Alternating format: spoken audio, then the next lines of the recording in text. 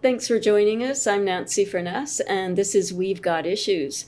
We're filming on site at Coquitlam City Centre Library, and we'd like to thank the library for giving us this space to carry out the interviews.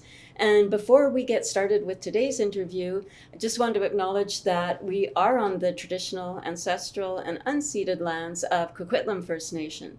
So we thank the Coquitlam people who continue to live on these lands and to care for the lands and the waters and all that lies above and below. Today I'm joined by Lesley Joyce, who is a Recreation Facility Supervisor with the City of Coquitlam. So thanks so much for joining us today, Lesley. Thank you. And today we're going to talk about meaningful meals for seniors. Yes. Can you tell us a little bit about the program, what the goal of the program is? Yeah, so it's a meal delivery program that we have with the City of Coquitlam. It's run out of our two seniors pavilions. And while it brings frozen meals to seniors who live in Coquitlam, the main goal is really around the social isolation and reducing that social isolation through volunteer visits. So when the volunteers deliver the meals, they do a little check-in and they build that relationship and that sense of community with those seniors. It's a really interesting concept to sort of have that bridge between seniors who might be isolated and the community.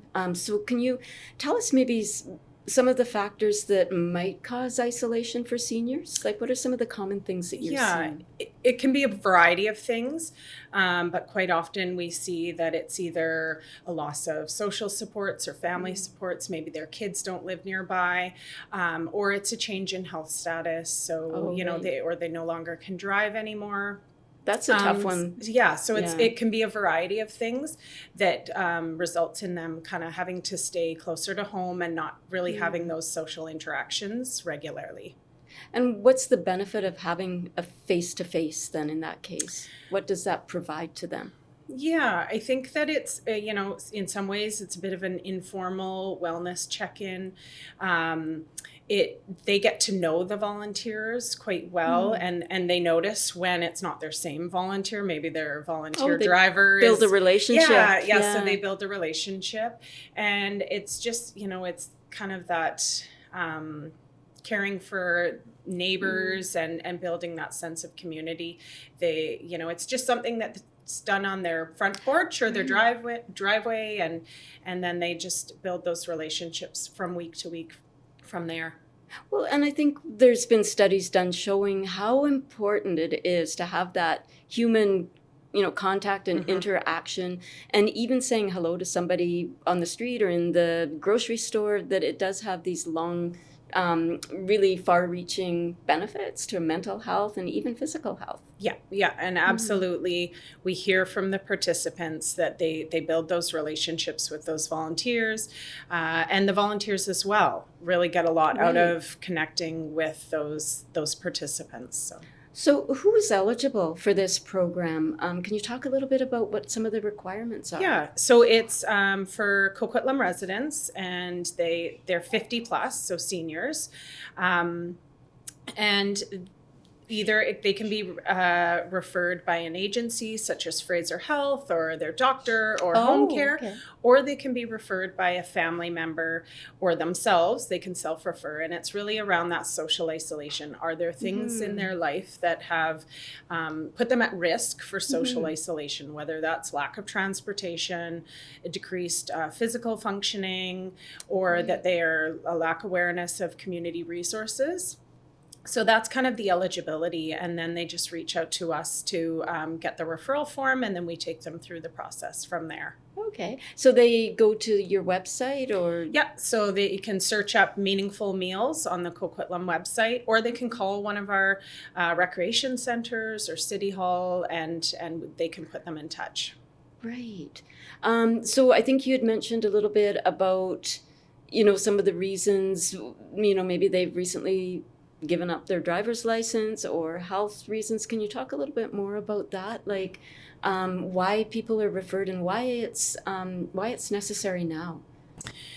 Well, I think I think COVID was a really good example Okay. why Changed so much, didn't where it? social isolation kind of came to the forefront and where everyone felt it, but it was probably something that was happening before for seniors as And seniors well. are so vulnerable to that, aren't they? Yeah. And so as things deteriorate or change in your life, then these come to the forefront. And I think the meal is kind of that draw or that tool to then address the social isolation. So, you know, they start the program or they join the program just for the meals. Maybe they need some healthy meals, but then it's that social isolation that's the core benefit of the program. And the checking in.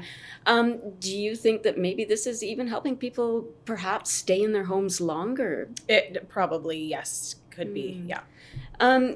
How does it work? Like once somebody's signed up, you said they reach out, they're referred for a number of reasons. They reach out or somebody else can reach out on their behalf. Yeah. So once they're signed up, can you tell us how the program works? Just walk us through. So then a member of our community services team would reach out to them and they would go through their application, make sure it's all filled out correctly, and then they would get them set up as like an approved participant of it. So then the meals are ordered in advance every week through our registration system for our city recreation programs. Okay. And so that can be done by the participant themselves or even the family member that lives in Ontario can actually somebody goes online. and can order their meals for them. Okay. So then they get delivered once a week by the volunteers. And so they know kind of what's coming. It's between a certain period of time every week. And so it's just a weekly thing. Yep. Yeah. How many seniors are part of this program? Do you have an idea? Currently we have about close to 250 seniors who are registered. That's a lot. Not every senior orders every week. Okay. But on average, we figure around 20 households per, like we just do it Tuesdays between 10 and 12. And we deliver approximately 100 frozen meals per week. Okay, so these meals, I'm interested and Yeah, curious. they're What good. are they? Like, what can you give us some examples? Yeah, so they're very similar to what we offer in our Pavilion kitchens for lunches, but like they're at Dogwood. in Dogwood and Glen Pine. But they're pre-made and frozen, and they have a wide variety. They often will align with, say, like some cultural observances. Like we did a bit of a Chinese food theme for Lunar New Year, but they're definitely homemade, wholesome. They make sure that they have a protein, a carb, and vegetables, but it can be everything from, you know, roast chicken with mashed potatoes and veggies to teriyaki salmon and rice and veggies and stuff like that. So wide variety of meal options. Really good. They're very good. And we take a lot of participant feedback. We know what sells out, and then we'll maybe do that more often. No, that's interesting. So you're adjusting based on feedback from the folks that are receiving these meals. Yeah. Who makes the meals and who does the plan? Like who plans out, does the menu planning, and how does all that part of it work? So that's with our community services team as well as with our Pavilion kitchens. So they work together on that.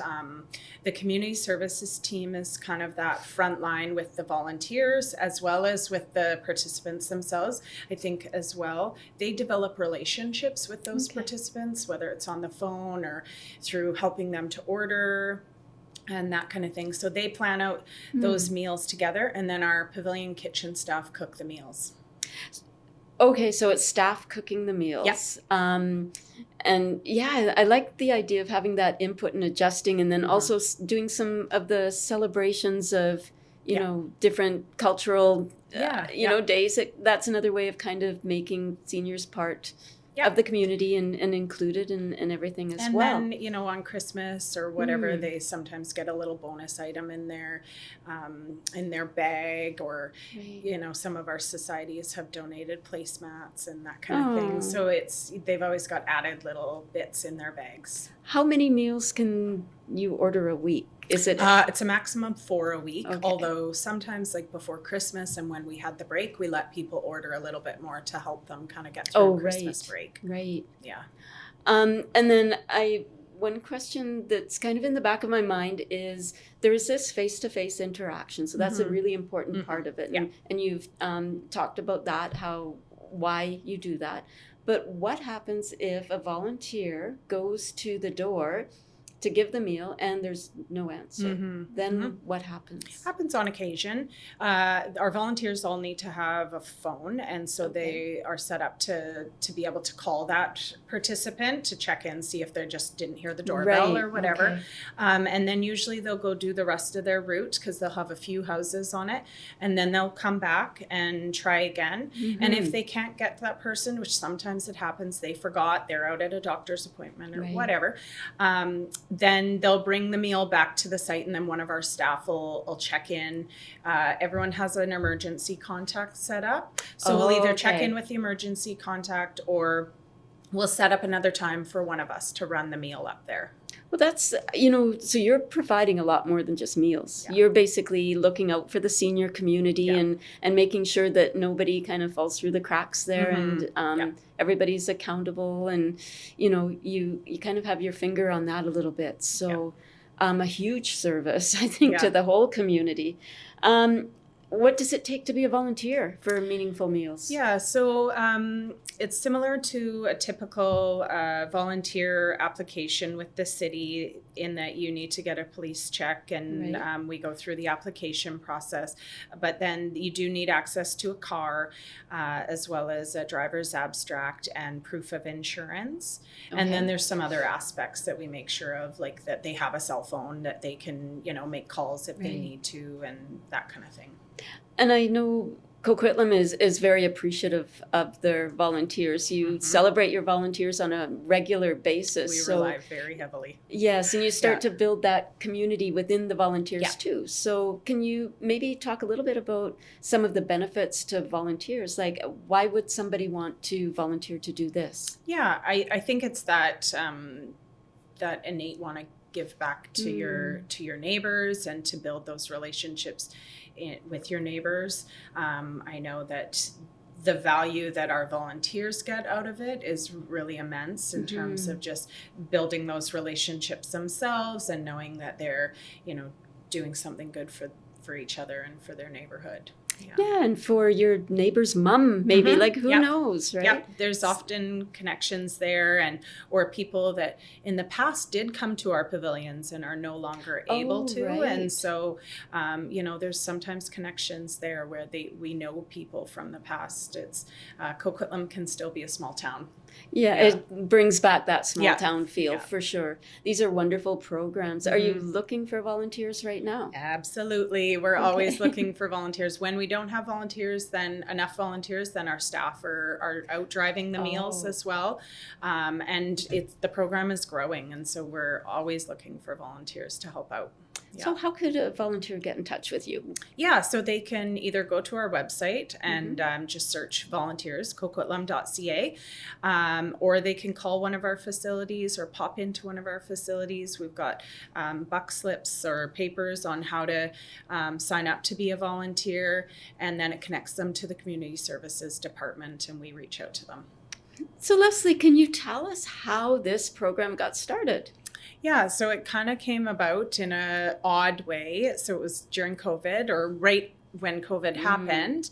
And at our pavilions, we had either a luncheon or a pub night that was planned, and we had ordered all of the food for it, and then the world shut down. Oh, no. And so our team was like, well, we've got all this food. What do we do with it? And it was like, somebody came up with the idea, well, let's box it up and we'll deliver it to seniors. And so then through COVID, we did just do seniors meals. And so we did frozen meals. It kept our staff working throughout the time when our facilities were still shut down and our kitchens weren't functioning in their day to day. And so then the program just evolved from there in terms of focusing on that social isolation and that kind of more meaningful aspect versus just a meal delivery. Okay, awesome. Yeah. Is there anything else you'd like to add before we wrap up? I don't think so. I think that this is one of those programs that just, it's so much more than the meal. The meal is like the carrot that gets dangled that has all this added benefit, and it just demonstrates the power of community connection and taking care of our neighbors. So yeah. Well, thank you so much. Thank you, It's a Nancy. wonderful program, and it's so nice to hear that this is going on in our own community. Thank you. Thanks for coming in. Thanks for joining us. This is We've Got Issues, and we've been speaking with Lesley Joyce from the City of Coquitlam, and we've been talking about meaningful meals for seniors.